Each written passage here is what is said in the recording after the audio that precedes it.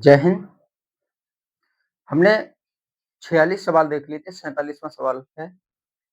एक कर्मचारी का वेतन पहले 8% बढ़ाया जाता है और फिर 8% घटाया जाता है। पहले 8% की बढ़ोतरी होती है, फिर 8% की कमी होती है।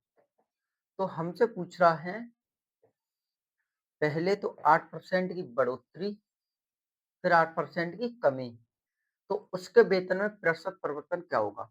तो देखो यहाँ पर सबसे पहले एक जरूरी बात यह है कि देखो अगर लगातार बढ़ाया घटाया जा रहा हो और सेम परसेंट से घटाया या बढ़ाया जा रहा हो, तो हमेशा हमेशा मान जो आएगा वो नेगेटिव में ही आएगा।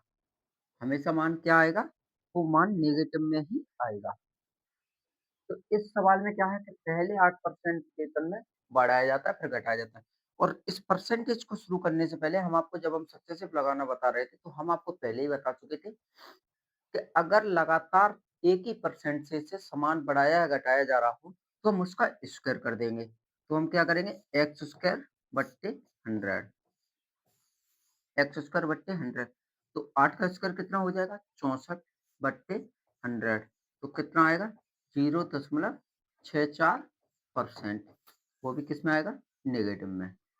वो भी किस में आएगा? नेगेटिव में। Option B for Baahubali. Option हमारा बी फॉर बाहुबली। अगला सवाल, अगला आप लोग देखें, किसी वस्तु पर लगाए गए कर में 70% की कमी, किसी वस्तु के लगाए गए कर में 17% की कमी और उसकी खपत में 17% की वृद्धि होती है, तो राजस्व में प्रतिशत परिवर्तन क्या होगा? इस सवाल में हमें राजस्व में प्रतिशत परिवर्तन ज्ञात करना होगा। तो राजस्व में जब हम प्रतिशत परिवर्तन ज्ञात करेंगे तो हम कैसे करेंगे? तो देखो राजस्व में प्रतिशत परिवर्तन निकालने के लिए कर गुणा में उपभोग, कर गुणा में उपभोग। यहाँ पर क्या है कि यहाँ पहले 17% कमी हो रही है, फिर उसकी खपत में 17% की बढ़ोतरी हो रही है। तो हम यहाँ पर क्या करेंगे? जब परसेंट हमारा बराबर है तो क्या होगा? कमी होगी या फिर वृद्धि होगी। तो हमने आपको क्या बताया है? हमने आपको पहले ही बताया है कि जब जब कमी और वृद्धि प्रतिशत हो रही हो, जब कमी और वृद्धि प्रतिशत हो रही है समान परसेंटेज से, तो उसमें हमेशा कमी ही रहेगी। तो कितना? 289/100 बराबर 2.89%। वो भी क्या होगी? कमी होगी। क्या होगी इस सवाल में? कमी होगी। अगला क्या है?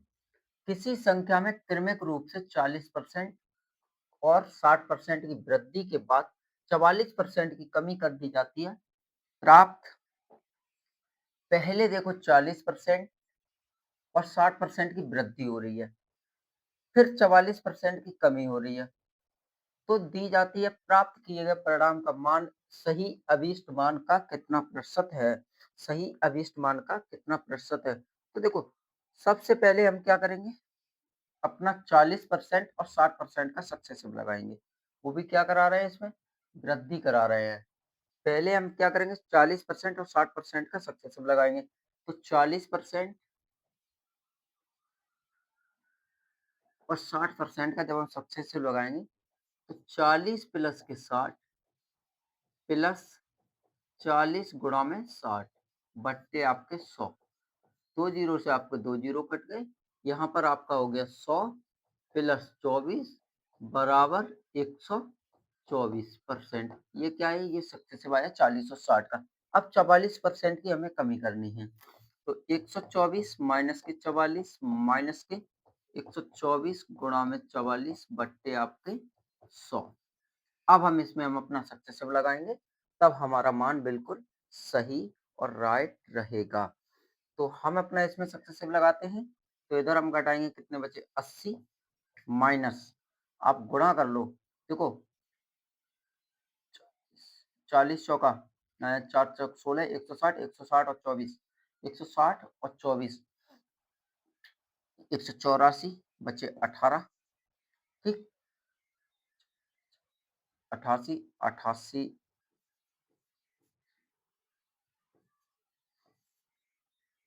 9 10 106 6 आपके फिर बचेंगे 10 हाथ में और 44 एकम 44 44 और 10 54 44 एकम 44 44 और 10 54 यहाँ दशमलव लग जाएगा। क्यों दशमलव लग जाएगा? क्योंकि हमारा जो सक्सेसिव बैठ रहा है वो हमारा क्या बैठ रहा है 100। 100 से हम भाग देंगे गुणा करने के बाद, इसलिए हम इसमें अपना हम सक्सेसिव लगा लेंगे। इसमें हम अपना क्या कर लेंगे सक्सेसिव लगा लेंगे। तो यहाँ पर अब आप घटाओ तो कितने बच रहे हैं आप लोग देखें एक बारी 25 दशमलव। पहले हम गुणा देख लें सही हुआ है या नहीं। पहले हम अपना गुणा चेक करते हैं सही हुआ है बिल्कुल या नहीं।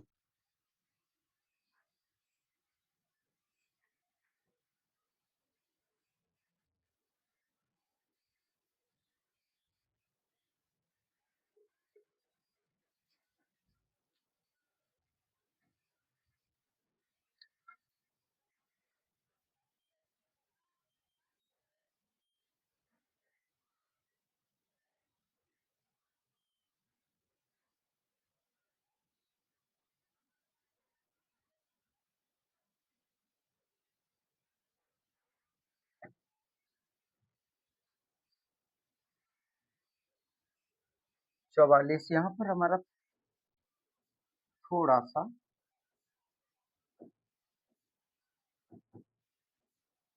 56 होगा 56। अब जो हमारा बचेगा वो बचेगा 44। तो लगभग में हमारा जो मान आएगा वो आएगा 25%। ऑप्शन हमारा डी फोर देवसेना। जो ऑप्शन रहेगा हमारा वो रहेगा डी फोर देवसेना। अगला देखते हैं सवाल। अगला, एक मूवी टिकट के मूल्य में 18% की वृद्धि की गई। 18% की वृद्धि की गई। मूल्य में वृद्धि होने दर्शकों की संख्या 25% कम हो गई। आय पर कितना प्रभाव पड़ा? तो अब ये अनुपात का सिद्धांत है हमारा अगला टाइप। तो इसमें हमसे क्या पूछ रहा है कि आय पर कितना प्रभाव पड़ा। तो देखो इस सवाल को हम क्या करेंगे मूल्य में हम अपना वही करेंगे। एक साधारण सा हम कंसेप्ट लेते हैं। वो साधारण सा हमारा कॉन्सेप्ट क्या होगा कि सबसे पहले हम मान लेते हैं कि मूल्य हमारा 100 रुपए है। प्राइस हमारा कितना है 100 मान के हम चलते हैं। कितने परसेंट की वृद्धि 18% की हुई है तो कितना हो जाएगा 118। अब यहाँ पर क्या कह रहा है कि मूल्य में वृद्धि होने से दर्शकों की संख्या 25% कम हो गई। मूल्य में वृद्धि होने से दर्शकों की संख्या 25% कम हो गई। तो देखो जब 25% कम हो गई तो 25% की फ्रैक्शन वैल्यू क्या है 25% की फ्रैक्शन वैल्यू 1/4। तो पहले 4 व्यक्ति आ रहे थे अब कितने आ रहे हैं 3 व्यक्ति। पहले 4 व्यक्ति आ रहे थे अब कितने आ रहे हैं 3 व्यक्ति। ये हो गई हमारी दर्शकों की संख्या। अब इस सवाल में हमसे क्या पूछ रहे हैं हमसे इस सवाल में पूछ रहे हैं कि आय पर कितना परसेंट प्रभाव पड़ा। यानी आय पर कितना प्रतिशत प्रभाव पड़ा। तो देखो ये क्या है ये हमारा राजस्व है। राजस्व कितना है 400 या 24 और 3 5 और 3 एकम 3 354 354। अब हमें क्या पूछा कि आय पर कितना प्रतिशत प्रभाव पड़ा। आय पर कितना प्रतिशत प्रभाव पड़ा। अंतर इसमें कितना है हमें अंतर दिख रहा है कितना है 46 का 46 का। अब कितने से प्रभाव पड़ा है 400 से। 46/400 गुणा में आपके 100। 2 जीरो से आपके 2 जीरो खत्म। 4 एकम 4 4 एकम 4 0.5%। तो आय पर कितना परसेंट प्रभाव पड़ा है ऑप्शन बी फोर बाहुबली। क्या पड़ा है कमी पड़ी है। क्यों कमी पड़ी है क्योंकि 25% जो दर्शक थे फिल्म देखने वाले वो कम आए हैं। अगला सवाल, एक संख्या में 50% की वृद्धि की जाती है और फिर पुनः 50% की वृद्धि की जाती है। मूल संख्या वापस प्राप्त करने के लिए बढ़ी हुई संख्या में को कितने प्रतिशत कम कर देना चाहिए। जो बढ़ी हुई संख्या है उसको हम कितने प्रतिशत कम करें। जो बढ़ी हुई संख्या है उसको हम कितने प्रतिशत कम करें। देखो ये जो पीछे वाला सवाल था, इस सवाल को हम सक्सेसिव लगाकर भी कर सकते थे। ये वाला सवाल हम अपना सक्सेसिव मेथड से भी कर सकते थे। तो देखो दूसरा पहला तरीका आपका ये हो गया और इसका दूसरा तरीका हमारा ये है। दूसरा तरीका हमारा ये है कि पहले 18% की वृद्धि हुई, फिर 25% की कमी हुई, फिर 18% की वृद्धि हुई, 25% की कमी हुई, बट्टे आपके 100। कितना माइनस के साथ माइनस लगाएंगे, 25 अट्ठे 200, 25 से कम 25, 25 यानी कि 20, 20, 20, 20, 25, 45 बट्टे आपके 100, कितना 4.5। तो कितना आया माइनस के 11.5%। इस सवाल में हम अपना सक्सेसिव भी लगा सकते थे।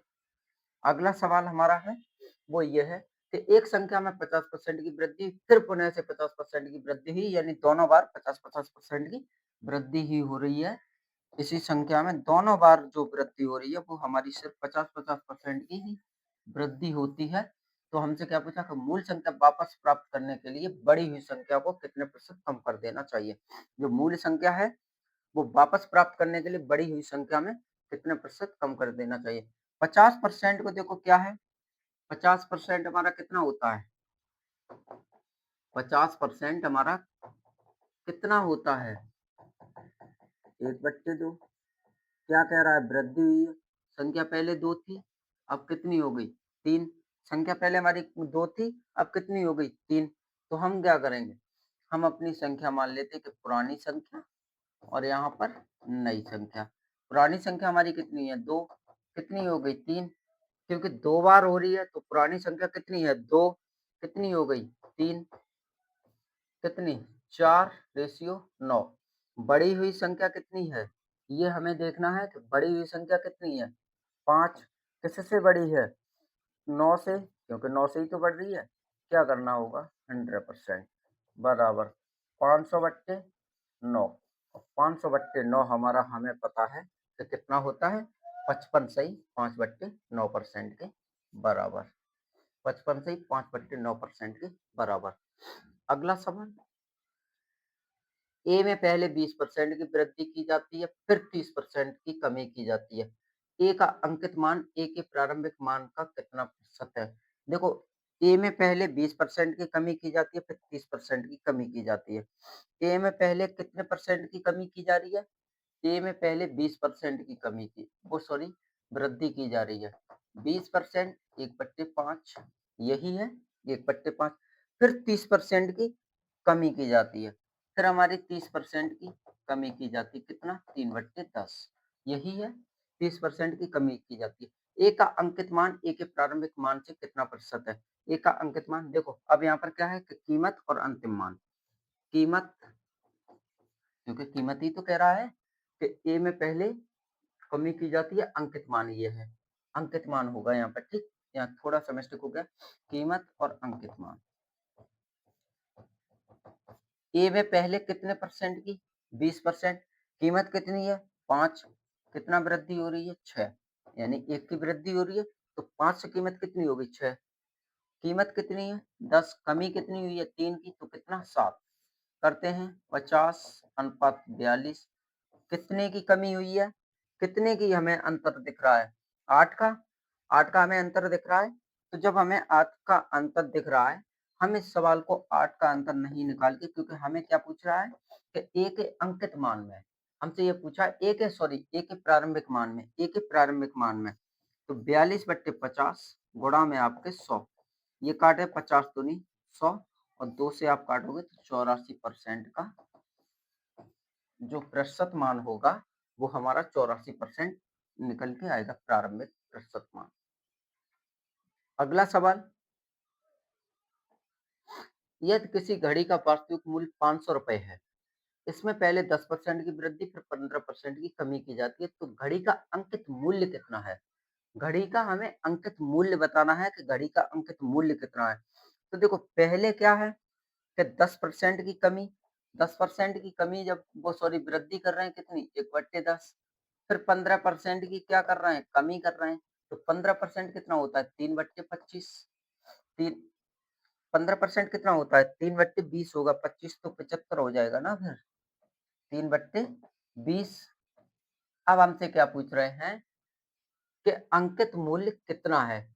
अगर घड़ी का वास्तविक मूल्य 500 रुपए है, तो घड़ी का अंकित मूल्य कितना है? तो देखो, घड़ी का अंकित मूल्य कितना है? तो 10 था, 10 से कितना हुआ 11, 20 था, 20 से कितना हुआ 17, 200, 17 एकम 17, एक हाथ में 17 एकम 17 और एक 18। ठीक। अब हमसे यहाँ पर पूछ रहे हैं कि वास्तविक मूल्य क्या है? वास्तविक मूल्य क्या है? तो देखो, घड़ी का अंकित मूल्य क्या है? घड़ी का वास्तविक मूल्य ये निकल के आया, ये कितना है 500। अपने आप में कितना गुना? 2.5 गुना, 2.5 गुना। तो ये भी कितना होगा अपने आप में? 2.5 गुना। जब हम 187 का 2.5 गुना करेंगे तो कितना निकल के आएगा? 2.5 से आप गुणा कर लो तो 467.5, 467.5। ऑप्शन हमारा बी फॉर बाहुबली। आगे देखते हैं अगला सवाल 54। यदि एक संख्या R1 दूसरी संख्या R2 से 13% कम है और R2 ₹5600 से 50% अधिक है, तो R1 का मान कितना है? देखो, ऐसे सवाल जब दिए हुए होते हैं तो इनको हम चुटकियों में भी कर सकते हैं।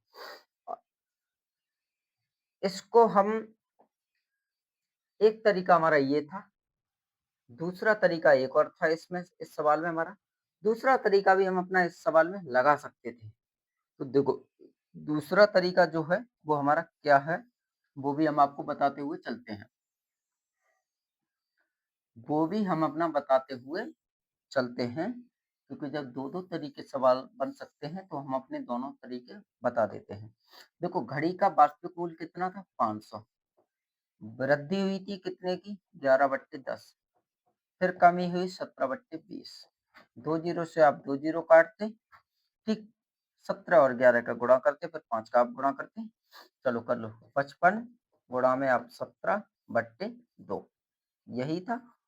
करो अब आप, 17 पंजे 85, 5 8 हाथ में 85, 85 और 8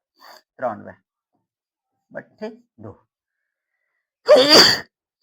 दो चौक 8, दो छुंग 12।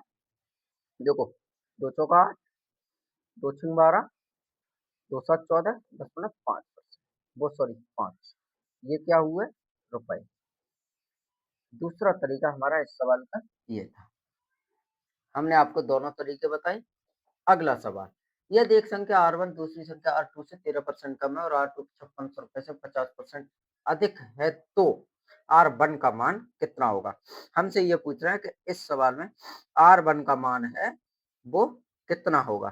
तो देखो, 50% हमें पता है कितना होता है, 1/2 क्या कर रहा है? अधिक है। फिर क्या कह रहा था हमारा कि 13% कम है, 13% कम है। तो 13% हमारा कितना होता है? 13/100, 13/100 ये कम है, माइनस लगाएंगे। अब जैसे जैसे मैं सवाल में दे रहा हूँ उसी तरीके से हम अपना सवाल करते हुए चलेंगे। तो R1 और R2, तो R1 हमारा कितना है? 87 रुपए। कितना था R2? 100 रुपए। यही है सवाल में, और कुछ नहीं है। जैसे जैसे हमें सवाल देता है उसी तरीके से हम अपना सवाल करेंगे। तो ये जो, सबसे पहले तो हम अपना ये 5600 रुपए, तो R2 का हम अपना मान निकाल लेते हैं। R2 का हम अपना मान निकाल लेते हैं। जब हम R2 का मान निकालेंगे तो 3/2, क्योंकि 1 बड़ा था, 2 से 3 हुआ था, गुणा कितना था? 5600, यही था। 2 से काटेंगे कितना? 2800, और 28 दिया 8400। तो R2 का मान कितना निकला है? 8400। R2 का मान कितना निकला है? 8400। ये कितना है? 8400। कितने गुना है? 84 गुना। तो ये भी आपका कितना होगा? 84 गुना। तो जब ये 84 गुना होगा तो इसका मान कितना आएगा? 84 गुना यानी कि 7 चौक 28। ऑप्शन हमारा जो दहाई का इकाई का अंक आएगा वो हमारा 8 आएगा। इकाई का अंक 8 आएगा। देखो, 4 सत्ते 28, और इकाई का अंक 8 कहीं इस सवाल में है नहीं, इसलिए हमारा ऑप्शन C4 चाचा विधायक। हम ऑप्शन से भी ऐसे सवालों को जल्द से जल्द कर सकते हैं। अगला सवाल क्या है? जब किसी संख्या में क्रमिक रूप से 10%, 15% तथा 56% की कमी की जाती है, वह संख्या 20,196 हो जाती है, वह संख्या क्या है? यानी कि वह हमारी संख्या क्या है? तो देखो, जब कोई सी भी संख्या है, पहले 10% की कमी हो रही है, फिर हमारी 15% की कमी हो रही है, फिर 56% की कमी हो रही है। तो 10% हमारा कितना होता है? 10% 1/10। फिर हमारा 15% कितना होता है? 15% 3/20। फिर हमारा 56%, 56% हमारा कितना होता है? 56% हमारा है 14/25, क्योंकि 4 14/25।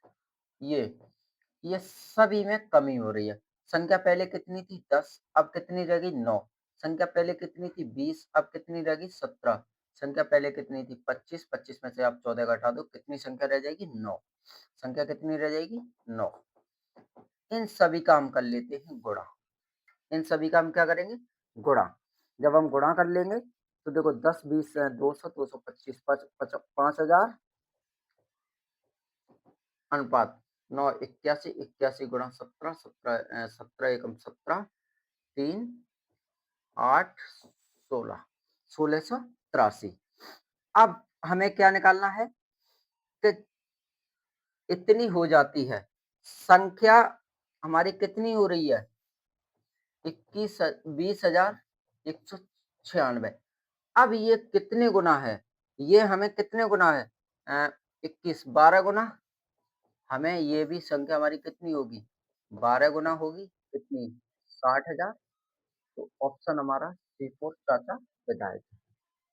C4 चाचा विधायक है। अगला देखते हैं। अगला सवाल।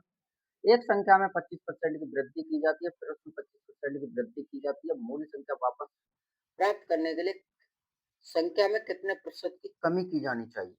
देखो, लगातार 2 बार 25-25% की वृद्धि हो रही है, तो अगर हम अपनी मूल संख्या में वापस आएँगे, तो हम लगातार कितने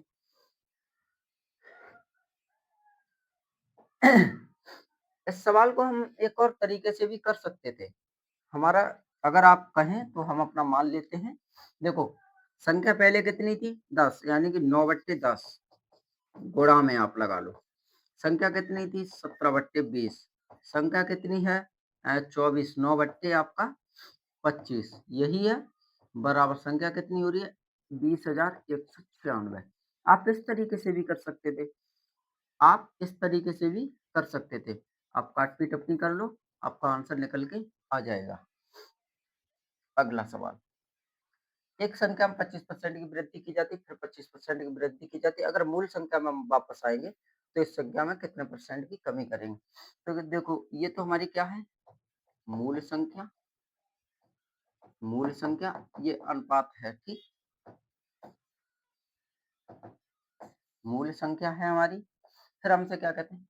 हाँ, हमसे ये कहते हैं कि कितना वापस आना पड़ेगा, कितना वापस आना पड़ेगा, यानी कि हमें मूल संख्या से नई संख्या में कितना वापस आना पड़ेगा। ये नई संख्या, मूल संख्या कितनी? 25% का हम फ्रैक्शन वैल्यू में चेंज करते हैं, 1/4। 4 से कितनी हो रही है? 5। फिर 4 से कितनी हो रही है? 5। संख्या कितनी है? 16। 16 से कितनी होगी? 25। कितना? 25, यानी कि 16 9 9 कितने से? 25 से कितना? 100%। 9 चौक 36%। मूल संख्या में हमें वापस आने के लिए 36% की कमी करनी पड़ेगी, तब हम अपनी मूल संख्या में वापस आ पाएंगे। हो गया। अगला सवाल।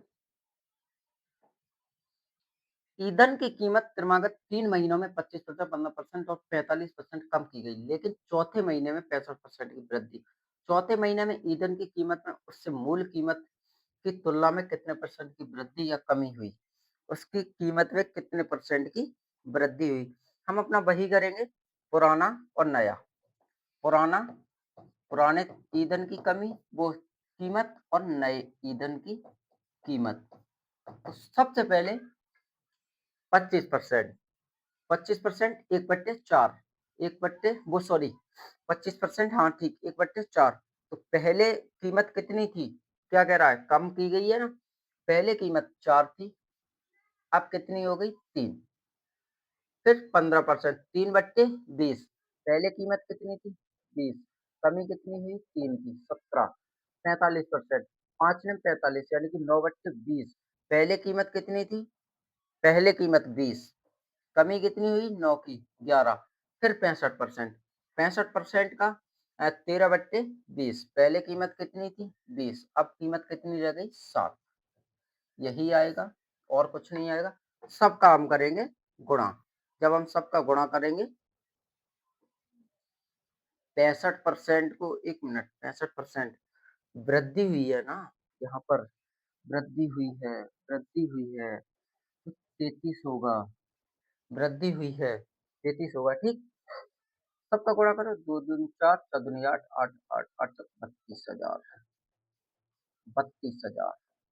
आपका फिर 3, 3, 33, 33, 99, 99, 99, आप 99, 99, 80, आपका जो गुणा करके आया वो आया 18,513, 18,513। अब देखो 32,000 से 800-513 आया है नया, तो अंतर कितना है? 13,000। इस संख्या से इन संख्या 13,800, वो 13,487, 13,487 कितने से? 32,000 से। क्या पूछा है कि कितने परसेंट की कमी हुई है? हमसे यही पूछ रहे हैं, हमसे और कुछ नहीं पूछ रहे हैं। दशमलव से वो 2 जीरो से 2 जीरो कटे, तो अब आप 32 एकम 32, 32 यानी कि जो 42.4% की कमी निकल के आई है। 42.4%। ऑप्शन सी फॉर चाचा विधायक है। ऑप्शन सी फॉर चाचा विधायक है। अगला सवाल हमारा है 58वां। 61 की कीमत है, पहले परसेंट की बात। आप ये लोग एक बार ट्राई करना, इस सवाल को आप लोग ट्राई करना, क्योंकि यही हम सेम सवाल अभी पीछे करा के आए, बस थोड़ा मान अलग है। अगला, अब यहाँ से हमारा टाइप नंबर 6 शुरू होता है। यहाँ से हम अपना टाइप नंबर 6 है वो हम अपना अगली वीडियो में देखते हैं। अब देखो, तो काफी सवाल हैं, नए नए टाइप हैं,